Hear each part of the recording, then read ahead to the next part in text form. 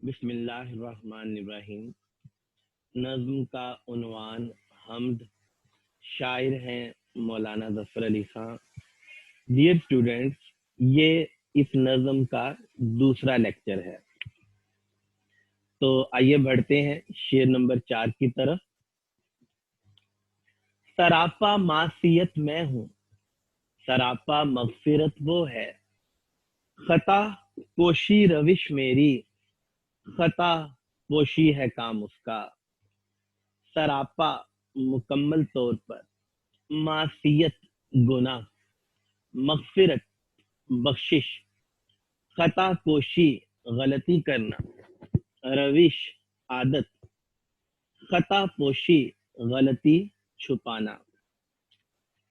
تو اس شعر میں جو شاعر ہیں وہ یہ فرماتے ہیں کہ سراپا معصیت میں ہوں، میں سر کے بالوں سے لے کر پیروں کے ناخنوں تک گناہوں سے بھرا ہوا ہوں۔ میرے جسم کا ایک ایک بال گناہوں کی غلاظت سے اٹا ہوا ہے، لیکن جو اللہ ہے وہ مکمل طور پر بخشش کرنے والا ہے، مغفرت فرمانے والا ہے۔ خطا کوشی روش میری تو عادت ہے، میں بار بار غلطیاں کرتا ہوں، اور خطا پوشی ہے کام اس کا، اور اس کا کام یہ ہے کہ وہ میری غلطیوں پر پردے ڈال دیتا ہے۔ اس شعر میں جو شاعر ہیں وہ اعتراف گناہ کر رہے ہیں۔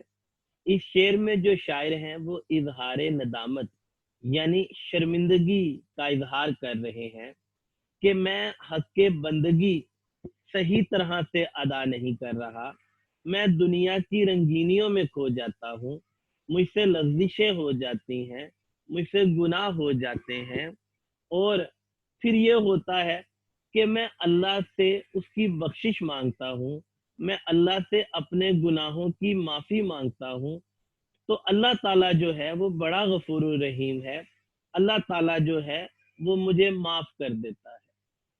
تو شاعر جو ہے وہ اپنی غلطیوں کا اعتراف کر رہے ہیں۔ غلطیوں کا جو اعتراف ہے یہ عمل اللہ تعالیٰ کو بہت زیادہ پسند ہے۔ سورہ الانبیاء میں اللہ فرماتا ہے لا الہ الا انت سبحانک انی کنت من الظالمین، کہ اے اللہ تیرے علاوہ کوئی عبادت کے لائق نہیں، تو پاک ہے، اور بے شک میں ہی ظالموں میں سے ہوں۔ تو شاعر جو ہیں وہ اس شعر میں اپنی عاجزی کا اظہار کر رہے ہیں، اور عاجزی کا اظہار کرنا یہ عمل اللہ تعالیٰ کو بہت زیادہ پسند ہے۔ نبی کریم صلی اللہ علیہ وآلہ وسلم فرماتے ہیں اے لوگو اللہ سے توبہ کرو، بے شک میں بھی دن میں 100 مرتبہ استغفار کرتا ہوں۔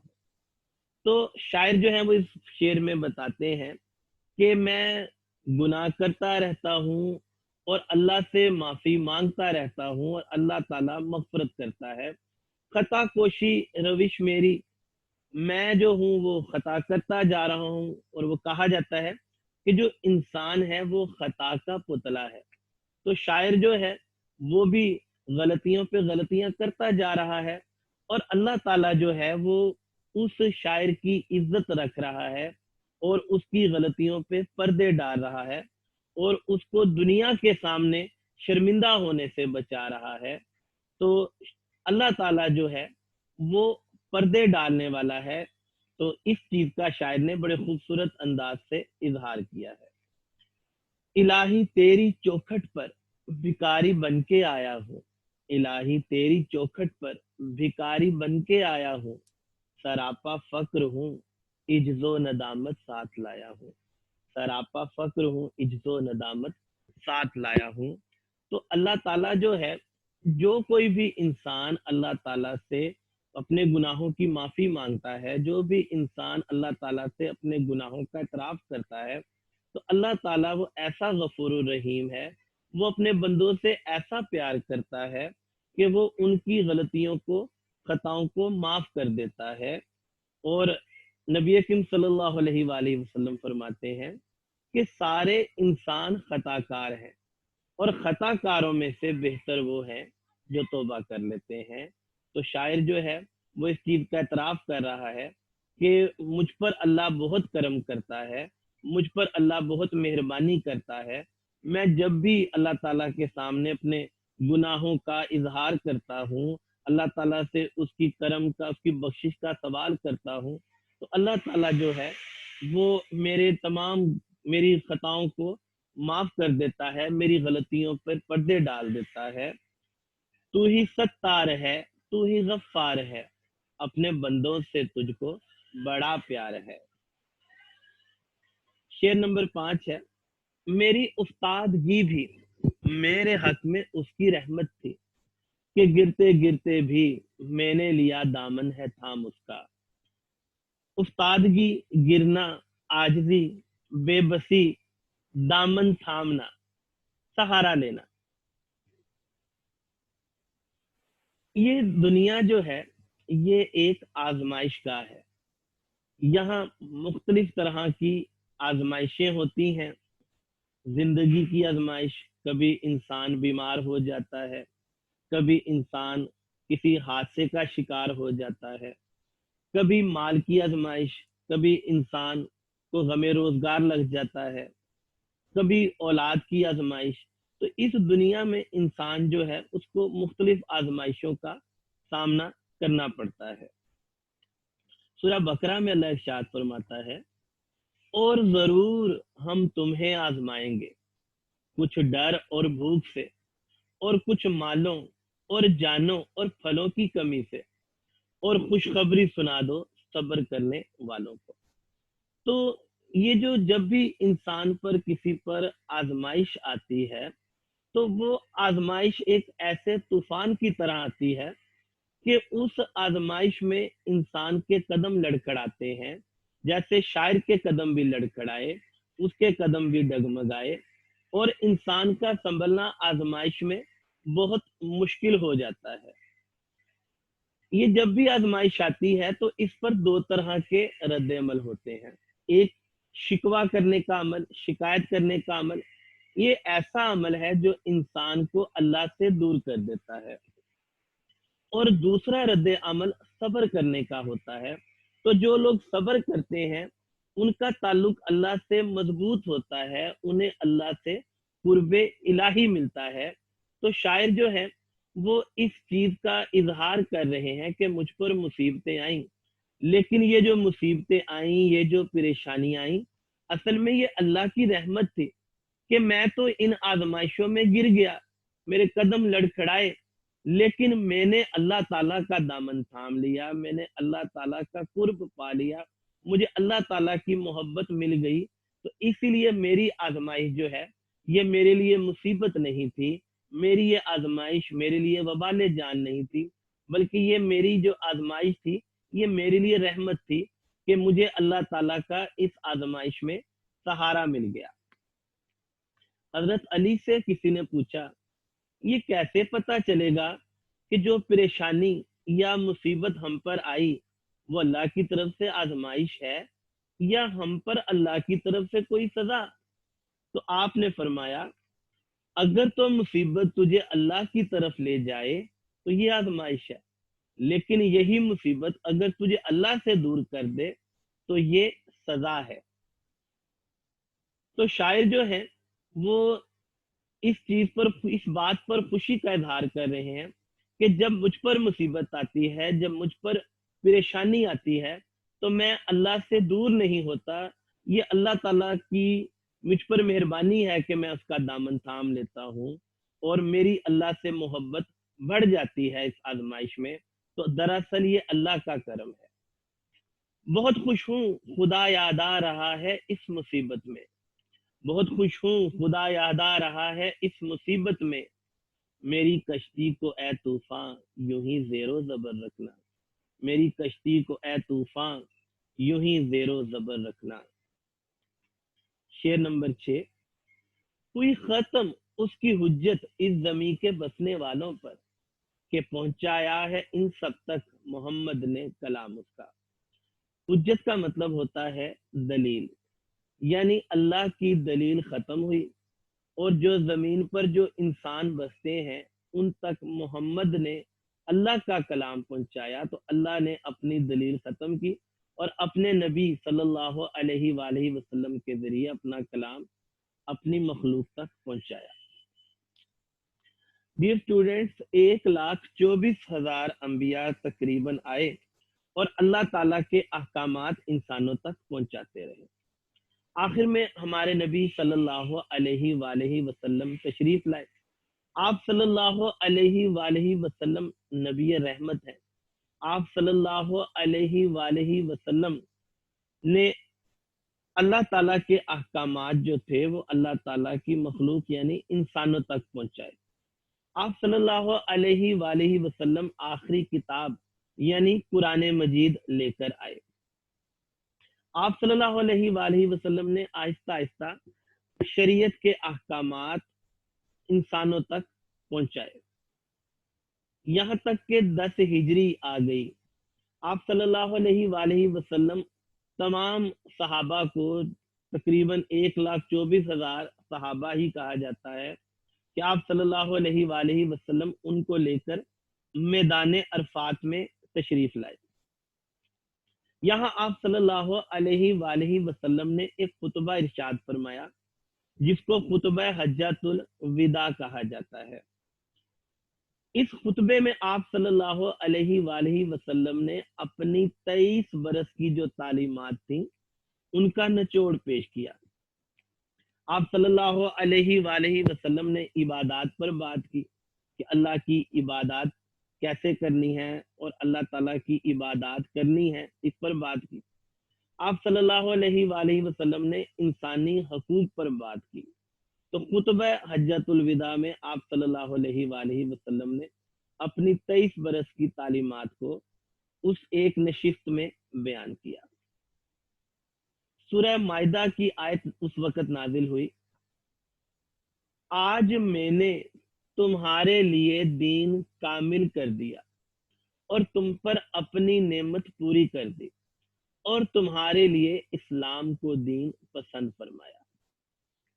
یعنی اس آیت کا مطلب یہ تھا کہ اب شریعت مکمل ہو گئی اور آپ صلی اللہ علیہ وآلہ وسلم نے مدینہ کی ریاست قائم کر کے انسانوں کو یہ بتا دیا کہ شریعت کیا چاہتی ہے۔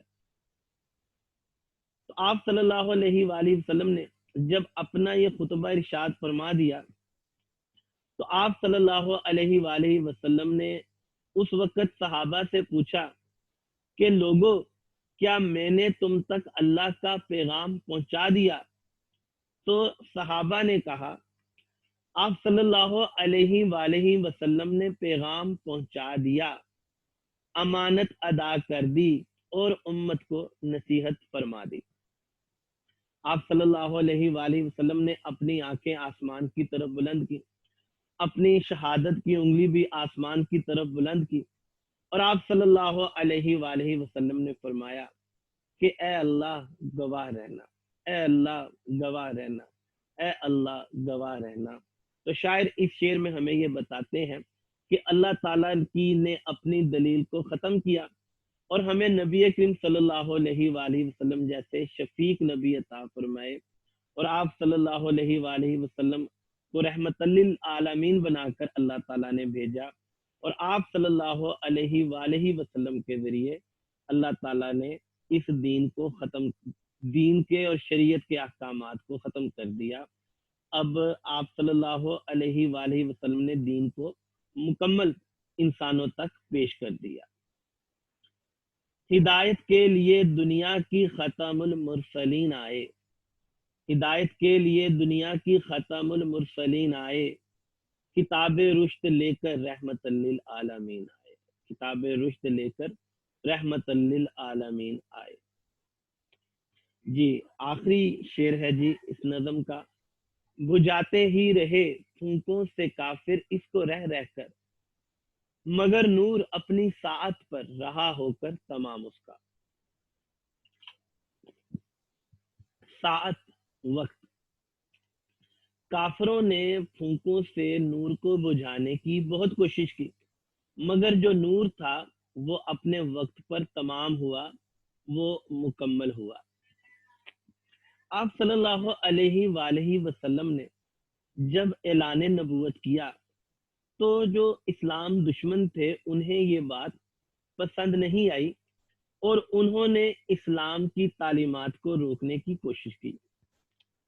آپ صلی اللہ علیہ وآلہ وسلم کے جسم مبارک پر جب آپ سجدے کی حالت میں تھے، اونٹ کی اوجڑی رکھی گئی، آپ کا مذاق اڑایا گیا۔ ام جمیل جو ابو لہب کی بیوی تھی وہ آپ کے راستے میں کانٹے بچھاتی تھی، آپ کے پیر مبارک زخمی ہوتے تھے، اور اسی طرح شیب ابی طالب میں 3 سال تک آپ صلی اللہ علیہ وآلہ وسلم اور آپ کے گھر والوں کا بائیکاٹ کیا گیا۔ بھوک کی تکلیف آپ صلی اللہ علیہ وآلہ وسلم نے اور آپ کے گھر والوں نے 3 سال تک برداشت کی۔ تو یہ کافر تھے، انہوں نے اسلام کو روکنے کی کوشش کی، بلکہ کافروں نے آپ صلی اللہ علیہ وآلہ وسلم کو قتل کرنے کی بھی بہت کوششیں کی گئی۔ تلوار سے حملہ کیا، بتایا محمد تجھے اب کون بچائے گا، اور آپ صلی اللہ علیہ وآلہ وسلم نے فرمایا اللہ، اور اس شخص کے ہاتھ سے تلوار چھوٹ گئی۔ ایک دفعہ آپ صلی اللہ علیہ وآلہ وسلم کو ایک خاص مقام پر لے جایا گیا اور وہاں پر ایک بھاری پتھر گرایا گیا، لیکن اللہ تعالیٰ نے آپ پر وحی کر دی اور آپ ایک طرف ہو گئے۔ پھر ہجرت مدینہ کے وقت آپ کے گھر کا گھیراؤ کیا گیا اور تلواریں تیار تھیں کہ آپ صلی اللہ علیہ وآلہ وسلم اپنے گھر سے نکلیں، اور وہ لوگ آپ صلی اللہ علیہ وآلہ وسلم پر تلواریں لے کر ٹوٹ پڑے، لیکن اللہ تعالیٰ نے آپ کو اس موقع پر بچا لیا۔ اسی طرح ہی کوئی بھی غزوہ تھا، چاہے وہ غزوہ احد ہے، چاہے وہ غزوہ حنین، تو دشمن جو تھے ان کا پہلا نشانہ آپ صلی اللہ علیہ وآلہ وسلم کی ذات ہوتی تھی، اور کبھی جناب تیروں کی بارش کر رہے ہیں، کبھی نیزے لہرا رہے ہیں، اور آپ صلی اللہ علیہ وآلہ وسلم کی زندگی کو ختم کرنے کی کوشش کر رہے ہیں۔ لیکن اللہ تعالیٰ کے کرم سے ان تمام تر دشمنوں کی جو کوششیں تھیں وہ ناکام ہوئیں، اور ان کو ناکامی کی خاک چاٹنی پڑی۔ اور اللہ تعالیٰ قرآن میں یہ فرماتا ہے سورہ صف میں، یہ چاہتے ہیں کہ وہ اللہ کے نور کو اپنے منہ کی پھونکوں سے بجھا دے، جبکہ اللہ اپنے نور کو پورا فرمانے والا ہے، اگرچہ کافر کتنا ہی ناپسند کریں۔ تو اللہ تعالیٰ کی کرم سے، اللہ تعالیٰ کی مہربانی سے آپ صلی اللہ علیہ وآلہ وسلم نے اپنے دین کی تکمیل کی اور دین اسلام کی تمام تر تعلیمات کو انسانوں تک بہت ہی خوبصورت اور بہت ہی بہترین انداز میں پہنچایا۔ نور خدا ہے کفر کی حرکت پہ خندہ زن، نور خدا ہے کفر کی حرکت پہ خندہ زن، پھونکوں سے یہ چراغ بجھایا نہ جائے گا، پھونکوں سے یہ چراغ بجھایا نہ جائے گا۔